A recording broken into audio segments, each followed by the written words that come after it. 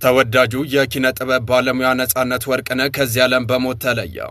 በቴሌቪዥን ፕሮግራም አቅራቢነት በተዋናይነትና በሌሎች የጥበብ ስራዎች ውስጥ ስመጥርና ተወዳጅ ከሆኑ የጥበብ ሰዎች አንዱ የሆነው ነጻነት ወርቅነህ ባደረበት ሕመም በድንገት ከዚህ ዓለም በሞት መለየቱ ተገልጿል። ለበርካታ ዓመታት በኢቢኤስ ቴሌቪዥን የሚተላለፈው የቤተሰብ ጨዋታ ፕሮግራም አዘጋጅና አቅራቢ የሆነው ነጻነት ወርቅነህ ባለትዳርና የ3 ልጆች አባትም ነበረ።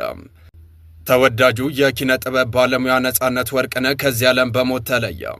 በቴሌቪዥን ፕሮግራም አቅራቢነት በተዋናይነትና በሌሎች የጥበብ ስራዎች ውስጥ ስመጥርና ተወዳጅ ከሆኑ የጥበብ ሰዎች አንዱ የሆነው ነጻነት ወርቅነህ ባደረበት ሕመም በድንገት ከዚህ ዓለም በሞት መለየቱ ተገልጿል። ለበርካታ ዓመታት በኢቢኤስ ቴሌቪዥን የሚተላለፈው የቤተሰብ ጨዋታ ፕሮግራም አዘጋጅና አቅራቢ የሆነው ነጻነት ወርቅነህ ባለትዳርና የ3 ልጆች አባትም ነበረ። ተወዳጁ የኪነ ጥበብ ባለሙያ ነጻነት ወርቅነህ ከዚህ ዓለም በሞት ተለየ።